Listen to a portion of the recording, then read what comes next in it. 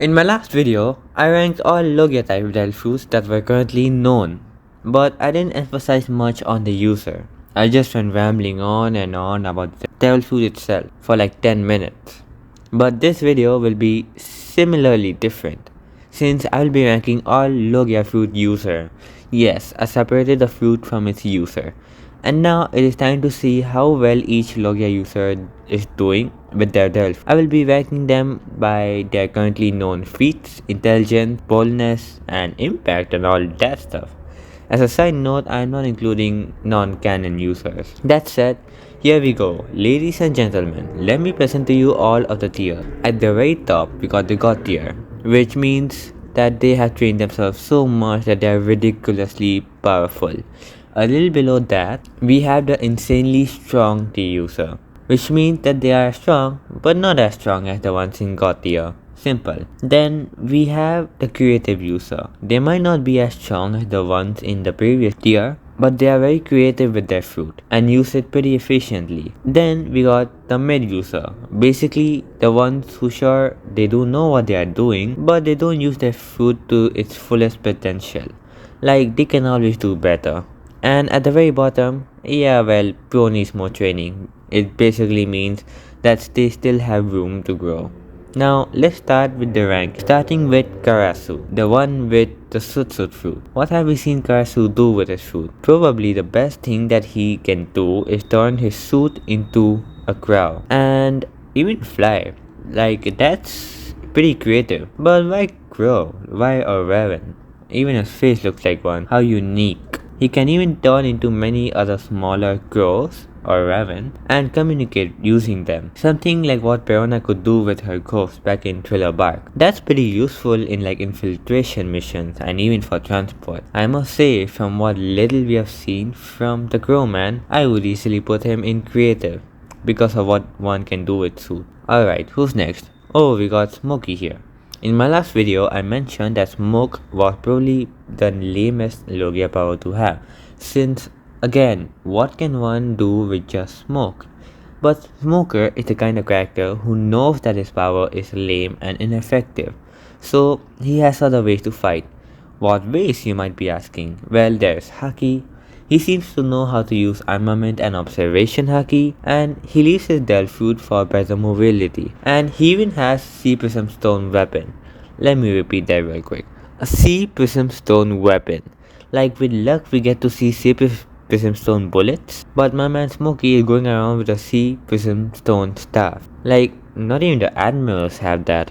Like, and it's even a cheat code to win against Devil Fruit users. He is going right next to Karasu in the creative tier. Caesar Clown, the guy with the gas fruit. Now, when it comes to Caesar and his fruit, I have seen people say that he's a perfect match for the fruit, and I've seen some other people saying completely the opposite, say that he is not using the fruit properly, hence wasting it. Honestly, in that matter, I believe that his fruit is just way too overpowered, and what Caesar has done with it so far was not enough considering the endless possibilities of controlling all gases. But from what we have seen him do, he is pretty creative with it too. He can attack using poison gas, create huge explosions. He also created some kind of sword by lighting fire. Pretty cool sword, I must say. On top of that, he can remove literally any gas, including the very oxygen. And in one of the cover stories, Caesar unleashed some hallucination gas, making both Owen and Katakuri fight among each other.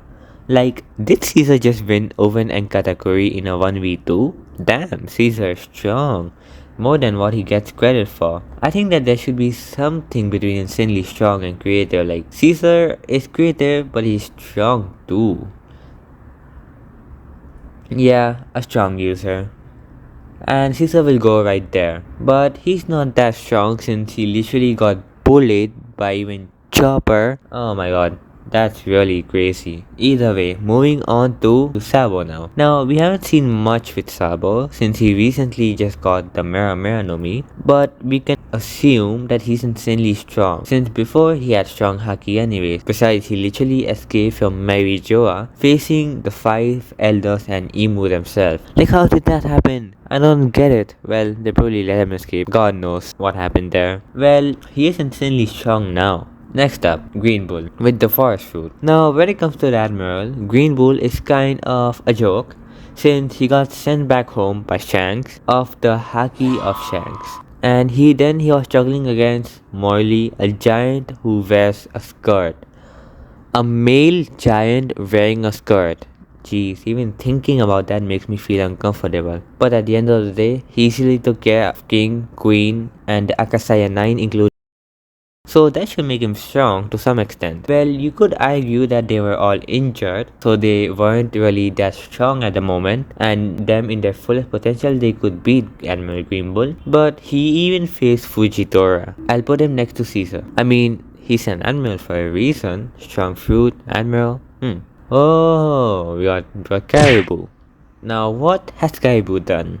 We have seen him stuck some sweet mermaids, some food, and weapons in his pocket dimension. Apart that, he doesn't do much. However, he literally knows the information about two ancient weapons. After all that, he ended up pretty useful. And he is with none other than Blackbeard. Potentially even joined his crew. Well, this is just a headcanon of mine since I don't know if he's actually part of Blackbeard's crew, but he was a pretty mid user. And I think he will stay there even if he returns to the story. Now, Crocodile. Fruit or no fruit, he is a menace. Let's talk about all his feats after Impel Down. First, obviously he escaped from Impel Down. Second, he challenged Whitebeard in front of the whole might of the Whitebeard pirates and his fleet. Third, he clashed against Miha. Fourth, he clashed against Doflamingo. Fifth, he clashed against Akainu. Sixth, he saved Ace all by himself in front of the entire navy. 7. He is the right-hand man of a literal Yonko. He's insanely strong by now. Yeah, he's going there.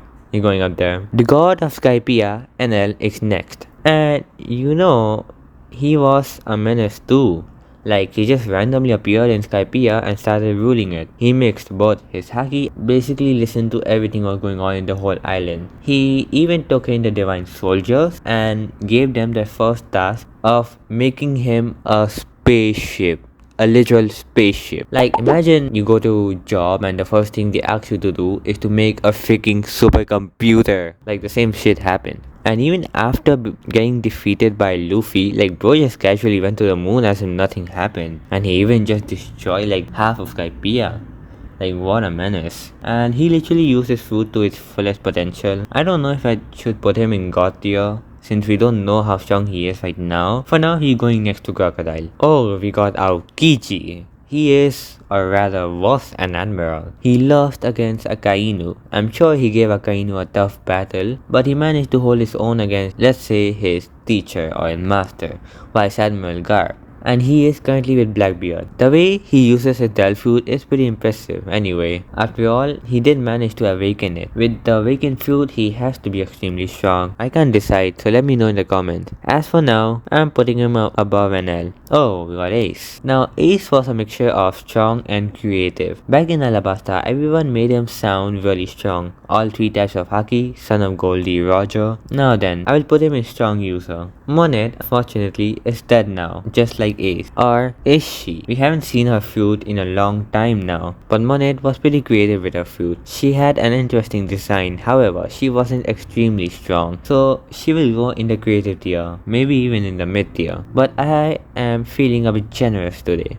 So there you go, you can relax there. Oh my, we got Blackbeard now. As for Blackbeard, we haven't seen him do much with his darkness fruit since it's mostly off screen. This is meant to be Luffy's final rival, or maybe even the final villain of the whole show, then he has to be extremely strong. That alone I'm putting him in God tier. Now, the opposite of darkness, light. Kizaru with the light fruit. Now, because of his Devil Fruit alone, he is extremely strong. Even the basics of his light fruit made him an admiral. And he even has Haki. Wait, have you seen Kizaru use Haki? Whatever the case. The fact that he could wipe out most of the supernova, clash against Marco, and hold his own against Gear 5 Luffy makes him extremely strong. Now, we got the fleet animal coming up next, Sakazuki Akainu. He isn't a fleet animal for no reason. He has to be extremely strong, since he has a strong Devil Fruit. He is durable, not anyone can take a hit head on from Whitebeard and make it out alive. Not to mention he awakened his fruit. Besides, he should be able to use Haki too,